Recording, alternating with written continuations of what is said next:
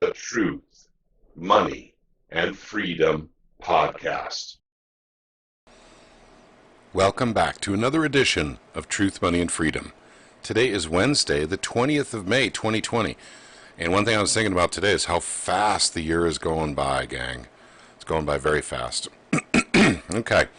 I wanted to cover a few bases with you guys. It's getting late, and I'm going to go quickly on this.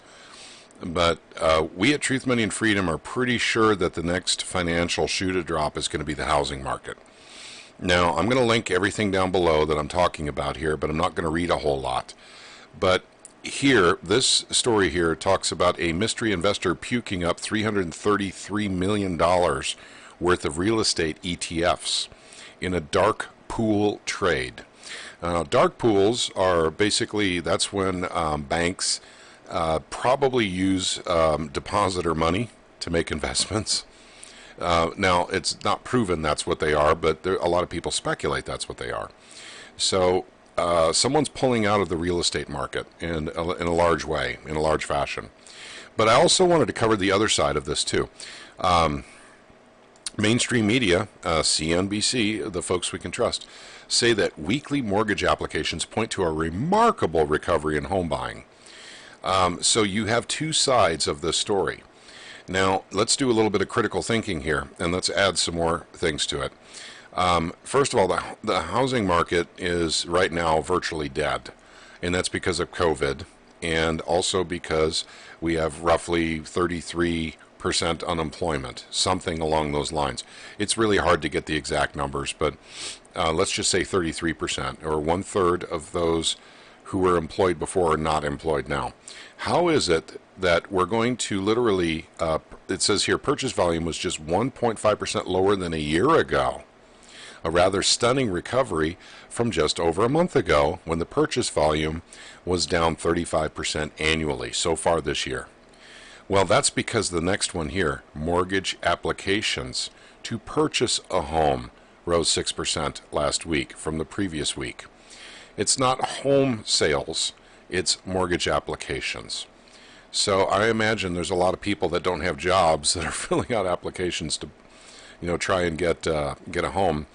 I don't know. I mean, I just don't know, but I don't feel the housing market's going to do real well this year. It's got a very late start, and it is one of the critical parts or gears to the engine of the economy. So I just wanted to share that with you guys. And I wanted to talk about silver after this.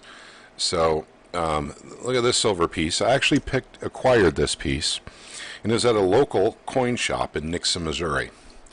I hope you guys can see that properly. But it is this piece right here. I'm not selling it. This isn't me selling it on eBay. But I picked up that piece for $21.50. And which is what they're selling, what little just standard bullion rounds or bars that they have there, because those go first. But you guys, we're kind of remiss in this. I mean, we need to check with our local dealers once in a while, and we're going to go through prices on the online dealers here in just a quick second. But I want you to see that price, $37.99 or $38. Once you subtract the 20% fees for PayPal and for eBay, and this is shipping is free, and take away the shipping, this was probably about $25 is what they will make for selling this piece of silver. But you could pick it up, at your local coin store for less than that. So a lot of people are doing that with unusual, older or vintage silver. I'm not a numismatic guy. So I'm into rare, but I don't want numismatic. I mean, that's not a deal that I'm willing to get into. That's me personally. And then we'll take a look at the next one, the Watergate bug. And I do have that one as well, which I also got from my local dealer. So hopefully you guys can see that okay. But once again, it's the same bar. That's, not the same exact bar, but it's the same one that you see here on the screen here. So don't forget about, your local dealer. I picked up a few others too, that were interesting. And by the way, the one thing I find really interesting about this one here, the Watergate gang, is that it's numbered on top. And it is number 314 3159, I believe is what it says. I need a magnifying glass to see it better. 3159. So at any rate, I found that very interesting because apparently there were only 10,000 of these made. So, some of these might be, a little rarer than others, but you can find some really good deals, and the coin stores don't care. It's an ounce of silver. So is it numismatic? No, it's not. In fact, I had to clean all these coins. These coins did not look good when I picked them up. Here's another one I picked up, and it is the 200th anniversary of the Boston Tea Party. So, and that's what it looks like. But in any rate, you can get, and by the way, I did get cases. The unusual silver I try to protect, and this stuff was cleaned with. If you guys have ever used this before, Goddard's Silver Dip. You can get this right on Amazon. Actually, I'm sure you could probably pick it up at virtually any jewelry store too. Works really good, and that way you don't have to brush, the silver to clean it off. And I'm talking about the browning, the oxidation of silver is what I got off. So, and these came pretty clean. So, and I'm sorry, I bought them dirty, but they came pretty clean in the silver dip.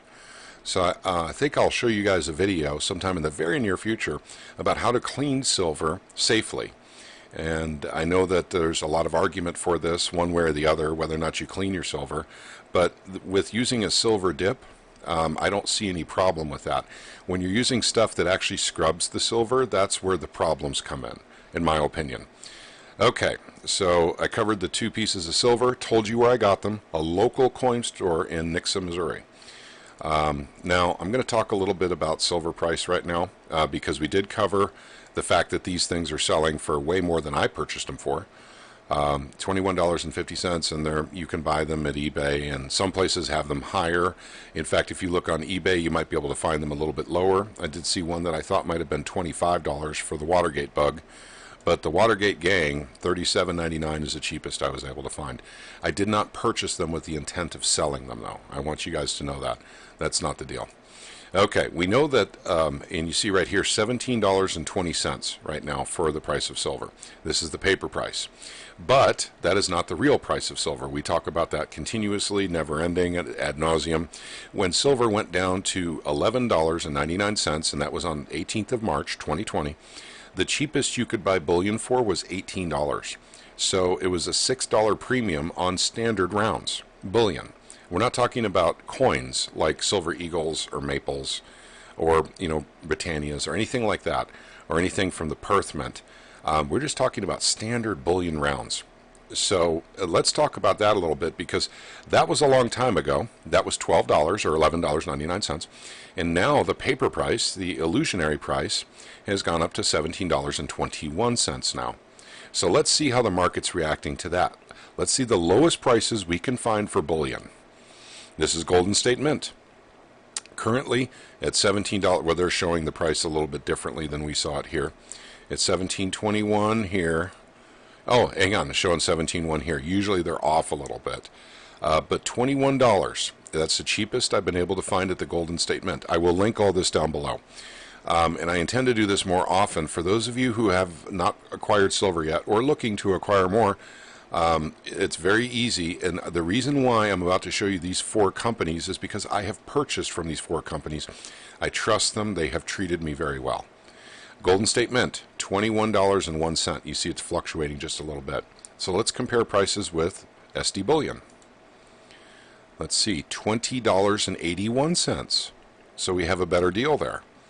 Let's look at JM Bullion, $21.02. And let's look at APMEX, $20.98. So, and this is the cheapest they have for sale. And by the way, it even says here, slight delay on shipping, ship date of the 29th of May, which is 9 days from now.